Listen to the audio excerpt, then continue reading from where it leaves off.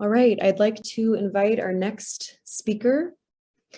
Claire Bartolome is a Filipino-Canadian living in Fiji, where she is participating in advocacy work within her community and with Reverse the Trend Pacific Committee, which tackles contemporary issues in the Pacific, including climate change, poverty, and nuclear disarmament.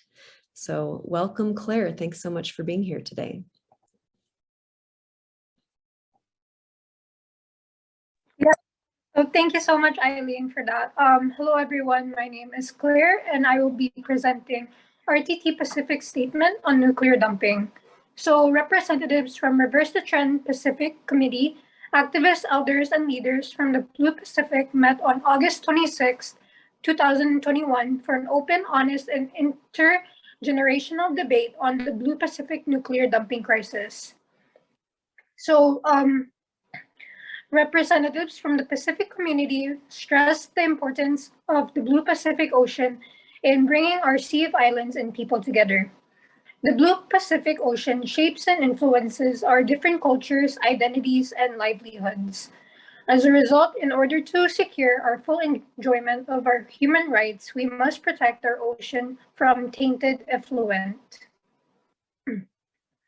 The Treaty of Rarotonga was signed by the majority of Pacific governments in 1985 to improve collective security and safeguard the Blue Pacific, resulting in the formation of the South Pacific Nuclear Free Zone. While we are all working together to defend the magnificent Blue Pacific, Japan has announced that it would just discharge 1.25 million tons of polluted radioactive water from the Fukushima Daiichi nuclear power plant into the sea. So representatives from the Blue Pacific have responded by calling for Japan's decision to be overturned. So recognizing the humanitarian and intergenerational impact of over 300 nuclear weapons, which has left us with a tragic history undermining our traditional lives and exacerbating the climate crisis, the twin existential threats facing the Pacific Island nations, and further recognizing the environmental atrocities of the toxic nuclear legacy rooted in imperialism, particularly on the islands of the Republic of Kiribati, the Republic of the Marshall Islands, and French Polynesia. So ways we can do this is that we should call attention to Japan's intention to discharge tainted radioactive water, as well as the possible consequences for marine species and ecosystems in the Pacific.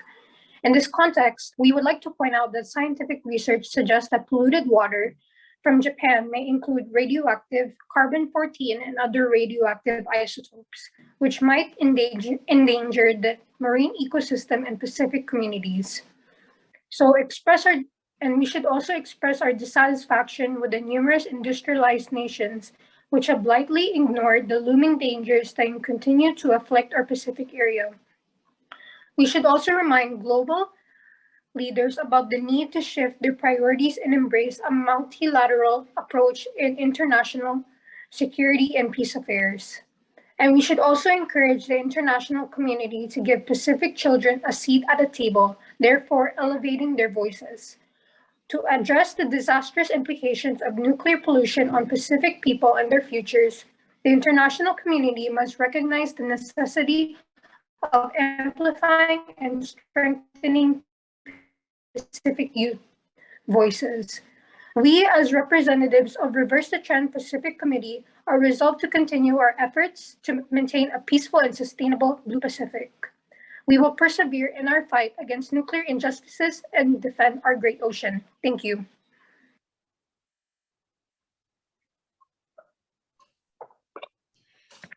Claire, thank you so much for what you just said and for the work that you're doing to challenge nuclear injustice in the Pacific.